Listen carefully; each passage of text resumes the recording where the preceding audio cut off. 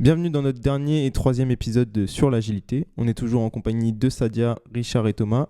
Il y a aussi Radim qui nous rejoint. On va conclure sur l'avenir et les perspectives de l'agilité ou de la gestion de projets en mode agile. J'ai une première question, elle est assez vaste, mais vous du coup qui êtes en mission dans des grandes entreprises, comment ça se passe une journée type en agile ? Donc, si c'est début de la semaine, donc on va commencer le sprint on va commencer par clôturer le sprint dernier. Et ensuite, on va... je dis commencer par clôturer le sprint dernier parce que normalement, on est censé clôturer vendredi. Mais là, actuellement, par exemple, je travaille avec une équipe qui est à Singapour. Donc, comme il y a il y a fuseau horaire... on fait ça lundi matin au lieu de vendredi soir. Donc, on va commencer par clôturer. Ensuite, on va faire le sprint planning. Donc, tous les éléments qui n'ont pas été terminés vont repartir dans le backlog et on va, en fonction de la capacité de l'équipe, on va assigner des user stories à des développeurs, par exemple. Donc, voilà, on va commencer avec le sprint planning. Et puis, journée type, finalement, dans développeur, on commence par le daily. Tout à l'heure, on parlait du côté humain. Typiquement, le daily, c'est un peu bonjour tout le monde, salut, on allume les caméras si jamais on est en télétravail ou pas. Il y en a qui n'allument pas les caméras, ça c'est pas grave. Ou si jamais on est sur site, et voilà, c'est un petit moment là, de 10 minutes où on est tous autour de la table. Et ensuite, il y a des outils effectivement, qui existent pour pouvoir gérer donc, du coup, le projet en mode agile. Je pense que le plus connu, c'est l'outil de Confluence Jira, mais il y en a beaucoup d'autres. Microsoft a développé son truc aussi, donc ça s'appelle Azure DevOps, pour le coup, qui mélange, entre guillemets, du coup, la partie gestion projet avec toute la partie développement, infrastructure, ce genre de choses, si jamais on fait de l'Azure, du cloud ou ce genre de choses, quoi. Donc voilà, un petit daily pour commencer de 10 minutes, où on dit ce qu'on a fait la veille, ce qu'on compte faire aujourd'hui, si on a des points de blocage. Et ça permet d'aider aussi de savoir ce que mon collègue il a fait à côté, quoi. Alors, je vais être un peu cynique, mais en agile, je développe pendant toute la journée. En cycle en V, je développe pendant toute la journée. La principale différence, c'est le daily. Qu'on n'aille pas croire que je suis un avocat du cycle en V, mais il n'y a pas une différence fondamentale entre les deux, en fait, du point de vue du développeur. C'est qu'effectivement, on a un besoin, on développe le besoin, on complète le besoin. Il y a davantage d'interactions avec des acteurs différents, mais le cœur du métier reste le même. Il y a des démos des fois que les développeurs font au biais pour des besoins très complexes, par exemple. Parce que si on part, c'est déployé, on teste et on découvre des bugs. Donc, ça va être compliqué. Donc, on essaye de faire. C'est rare, mais parce que c'est time consuming. Donc, on fait ça. Alors, c'est vrai. Mais en cycle en V, le bon développeur aura identifié le problème. Il aura exactement la même démarche. Oui. Il ira voir la maîtrise d'ouvrage avec son problème. Si la maîtrise d'ouvrage est accessible. Là, je veux bien. Mais si jamais on est... c'est marrant parce que j'ai l'impression quand même tout ça s'est aussi rapproché avec l'avènement des open space et tout ça, parce que moi à l'époque où c'était dans des bureaux, mais vraiment des bureaux, je sais pas trop quoi, et puis donc la maîtrise d'ouvrage était à l'autre bout du bâtiment, c'est quand même assez compliqué tout de suite. À chaque fois, tu vas pas aller voir la MOA à l'époque, alors que là c'est beaucoup plus simple finalement, si c'est juste à côté, là, elle est juste à côté, c'est beaucoup. J'ai pas rencontré beaucoup ce genre d'obstacles. D'accord. Par contre, quand tu dis la seule différence, c'est le daily, je suis pas tout à fait d'accord, parce que le daily, j'ai presque envie de dire, c'est l'une des cérémonies les plus simples. Oui. Voilà. Parce qu'il y en a beaucoup d'autres, et en fait, on se rend compte, et c'est pour moi l'une des dérives, un petit peu, j'ai envie de dire, des méthodologies agiles, c'est que il y a beaucoup plus de réunions, en fait.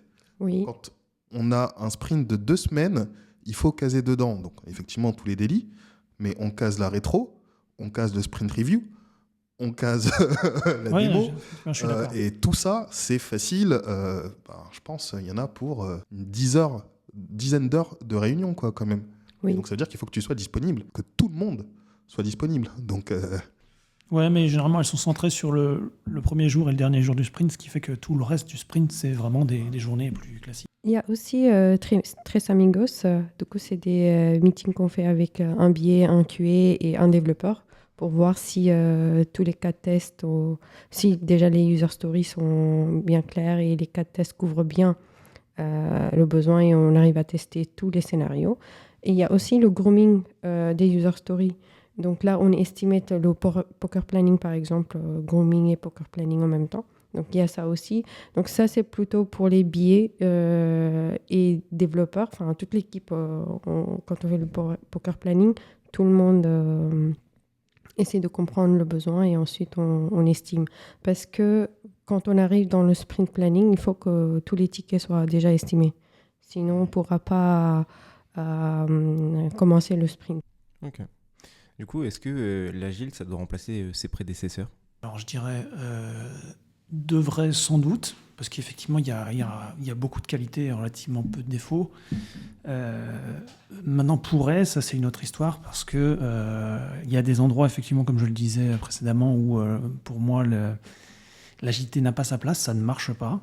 Notamment le cas où il y a un cadre contractuel strict et la flexibilité de l'agile ne fonctionne pas dans un cadre strict. Mais au-delà de ça, devrait, c'est également ne pas négliger le fait que l'agilité a un coût en termes d'investissement humain, de réunir tous ces acteurs ensemble, de former tous ces acteurs à cette méthodologie qui n'est pas intuitive. Il y a quelques années de ça, le département je crois que c'était la défense américaine, avait publié un document très intéressant qui était toutes les méthodes pour détecter les fausses méthodes agiles, c'est-à-dire les projets sur lesquels les gens pensaient faire de l'agile alors qu'ils n'en faisaient pas.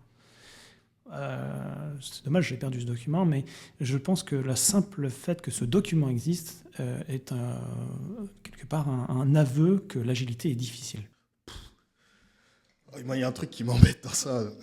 L'agilité, ça veut dire ce que ça veut dire. On parle d'agilité. Et donc, pour moi, je l'ai toujours vu comme ça. Alors, je sais que c'est pas forcément, une vérité. Mais pour moi, lorsqu'on met en place du Scrum ou ce genre de choses, ou lorsqu'on dit, je vais faire une méthode agile, c'est aussi se dire, mon équipe, est-ce qu'elle a besoin de ça ou est-ce qu'elle n'en a pas besoin? Il y a énormément de choses aujourd'hui qui sont présentes. Je peux adapter finalement ma méthodologie projet à ce que mon équipe elle a besoin. Et donc finalement, d'un projet à un autre, la manière dont je vais le gérer, dont je vais gérer effectivement l'agilité va être absolument différente sur l'équipe A qu'il y a sur ce plateau et l'équipe B qu'il y a derrière, quoi, tu vois. Et donc c'est pour ça, moi, ça m'embête. C'est facile de dire, vous faites pas vraiment de l'agilité. Dans ce cas-là, agilité, ça veut dire quand même ce que ça veut dire. C'est aussi laisser de la flexibilité, quoi, quelque part. Donc oui, il y a plein, je sais, ce document, il a l'air intéressant, je le veux bien, hein.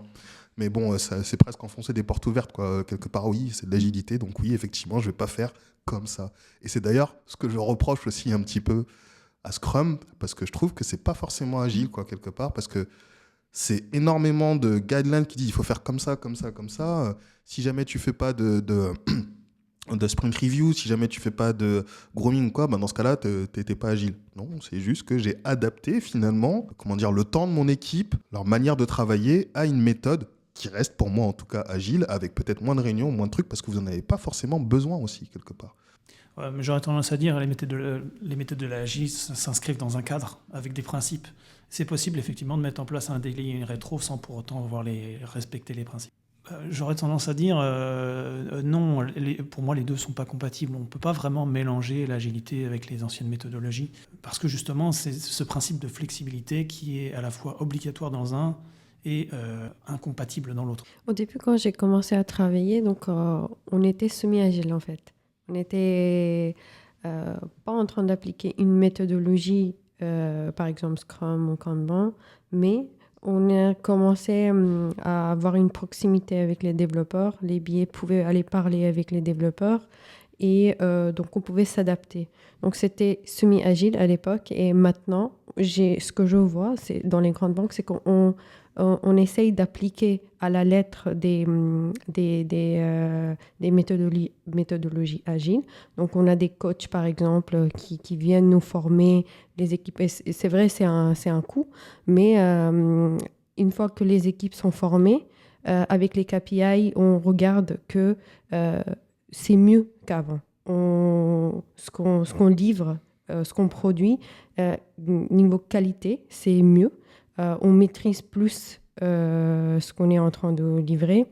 Et comme, en fait, la valeur ajoutée est visible pour les sponsors, pour la direction, Donc, ils ont tendance à dire que c'est mieux. Donc, c'est ce que je vois actuellement comme tendance. Pour moi, dire que se poser la question, à savoir est-ce que l'agilité doit remplacer ses prédécesseurs, bon, ce serait plus ou moins dire également que l'agilité est la réponse à tous les projets.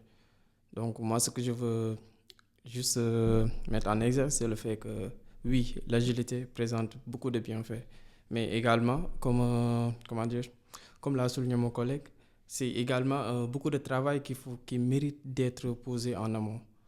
Déjà, par exemple, on parle d'équipe autonome.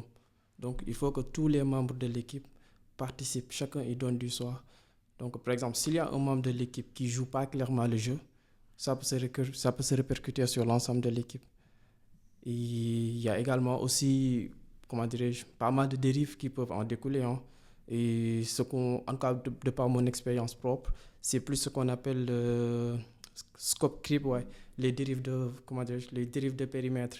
Par exemple, sachant qu'à tout moment, le product owner peut mettre en place de nouvelles demandes, ou bien même les développeurs peuvent soulever de nouvelles remarques. Donc, comme on le dit, le bien est l'ennemi du mal. Non, le bien est l'ennemi du mieux. Ouais, le mieux est l'ennemi du bien. Donc, là, on risque de se retrouver avec, avec un produit qui en allant plus finir, quoi, en fait. Donc, et la finalité, c'est quoi? Dépassement de temps, budget et même épuisement de l'équipe. Ouais. Donc, moi, ce que je me dis, c'est que l'idée, c'est que pour chaque équipe, l'idée, c'est d'essayer de voir comment choisir la méthode la mieux adaptée. Et l'agilité, comme on l'a dit tantôt, donc il vient avec pas mal de bénéfices, mais également il y a contraintes qui méritent d'être prises en compte. Est-ce que du coup vous avez un conseil ou une astuce pour les équipes qui souhaitent adopter l'agilité? Un exemple concret que vous avez vécu? J'ai une idée, mais ce n'est pas forcément un bon conseil. Ce serait de dire que le meilleur moyen d'apprécier l'agilité, c'est de faire au moins un projet en cycle en V et de se rendre compte de ses défauts. Mais ce n'est pas forcément une bonne idée. Moi, ce que je dirais, c'est, on l'a déjà un petit peu dit, c'est pour que ça fonctionne, il faut que tout le monde, effectivement, y mette du sien. Il m'est arrivé un projet assez récemment où on s'est rendu compte qu'il fallait en fait travailler du coup en agilité, mais c'est l'équipe de dev du coup qui s'en est rendu compte. Les billets étaient absolument d'accord avec nous. On a remonté ça en fait du coup au chef d'équipe, voilà. Sauf que lorsqu'on regarde du coup, on regardait toute la partie product, enfin les sponsors en fait et les product owners, eux ils n'avaient pas l'habitude finalement de travailler comme ça. Et donc c'était, comme l'a dit tout à l'heure en fait ma collègue, c'est une espèce de semi en fait agilité et c'était pas fou quoi en fait parce que on avait l'impression de faire tout ça un petit peu pour rien. Et donc moi je pense qu'il faut vraiment que tout le monde, et c'est pour ça que j'aime bien les gros programmes entre guillemets, j'aime bien quand il y a des gros programmes qui sont mis en place comme ça au niveau de la direction de l'entreprise, ça veut dire effectivement elle a décidé, l'entreprise a décidé effectivement que ce sera pareil partout. Donc moi je dis toujours, l'agilité ne doit pas venir d'en bas, entre guillemets, donc en gros, faut pas considérer que les développeurs sont en bas, mais c'est en général comme ça. Mais ça doit vraiment être une volonté pour moi de l'entreprise, du coup, de mettre ça en place. Du coup, un conseil que je pourrais donner, c'est que en tant que billet, dès qu'un user story est ready to test, il faut la tester pour qu'on puisse identifier s'il y a des bugs rapidement et qu'on puisse les corriger dans le sprint. Comme ça, à la fin du sprint, on pourra valider le ticket et donc maximum de valeur ajoutée pour le sponsor et le client. Et aussi, pour qu'on puisse livrer rapidement, il faut qu'on ait un système de continuous integration et continuous deployment en place, parce que sinon, j'ai déjà travaillé sur un projet où on ne pouvait pas faire ça. Donc, on a mis ça en place. Ça a pris un peu de temps. Donc, ce qu'on faisait au début, on livrait, on attendait que 2-3 user stories soient prêts pour qu'on puisse livrer en UAT pour qu'on teste. Donc, c'était un peu compliqué. Donc, c'était un peu de temps perdu pour les billets. Ils ne pouvaient pas tester au fur et à mesure et ensuite ils se retrouvaient avec plein de tickets à tester en même temps. Donc c'est intéressant d'avoir une solution qui permet de tester au fur et à mesure et ensuite livrer rapidement. De ma part, la petite recommandation que je donnerais, c'est que si on veut adopter vraiment, comment dirais-je, la méthode agile pour une équipe, il faut avant tout être agile.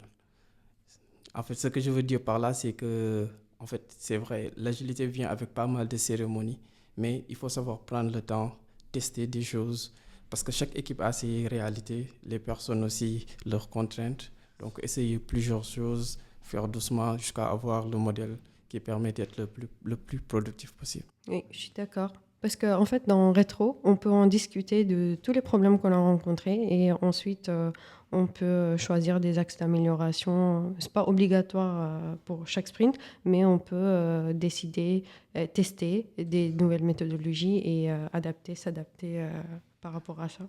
Et c'est stylé quand c'est pris de manière quand tes décisions sont prises de manière collégiale comme ça, que tout le monde est d'accord, ça renforce encore plus finalement cette notion d'équipe et de savoir travailler ensemble. Ouais, moi, j'aurais un vrai conseil cette fois-ci. C'est effectivement, dans les méthodes agiles, encore plus que dans les autres modèles, il faut ne jamais avoir peur de s'exprimer, de se rapprocher de ses collègues, d'admettre ses torts surtout. Le principe de l'agilité, c'est la flexibilité, mais c'est aussi l'amélioration continue. Et ça, on le reconnaît, enfin on le comprend d'autant mieux qu'on échoue et qu'on s'améliore là où on a échoué. Oui, en fait, on ne juge pas. C'est ça. C'est très important. Dans Scrum, par exemple, on ne juge pas. Même s'il y a on ne juge pas ses collègues, même s'il y a quelque chose qui s'est mal passé. C'est toute l'équipe, en fait, qui est responsable. Et donc, on trouve la solution et on s'adapte. J'ai une petite question, du coup, pour ceux qui ont fait et du cycle en V et finalement les méthodologies agiles. Bon, je vais peut-être commencer par toi, Thomas. Là, si demain, effectivement, il y a un nouveau projet et on te dit, par contre, c'est absolument pas agile, c'est full waterfall, on est un petit peu à l'ancienne, mais c'est comme ça. Par contre, effectivement, toi, développeur, la stack, elle te va très très bien. Ça te dérange pas d'y aller ? Un peu quand même, mais il y a moyen, effectivement, de récupérer certains des bénéfices de l'agile et de les mettre quand même dans la solution. D'accord. Et toi, du coup, Sadia, pas de souci Pour moi, si c'est un petit projet et qu'on a déjà une vision globale, donc je peux y aller, si c'est un petit projet.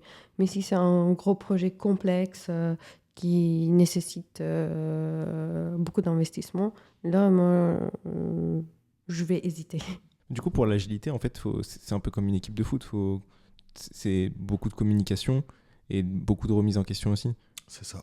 La communication, c'est la clé. Si on ne communique pas, on n'a pas le status des user stories. Là, Et du coup, par exemple, le principe d'agilité, un des piliers, par exemple, c'est transparence. Donc, transparence, ça veut dire que tout le résultat est visible pour toute l'équipe tout le temps. Donc, par exemple, si on utilise Jira, il y a des tableaux de bord qui permettent de voir à l'instant T tout l'état de Scrum Board. Donc, on peut voir où sont les tickets, quels sont les points de blocage et comment on va les résoudre. Donc, c'est très intéressant. Merci à tous. Merci pour toutes ces belles paroles. On se retrouve dans un prochain épisode de Take Out. À très vite.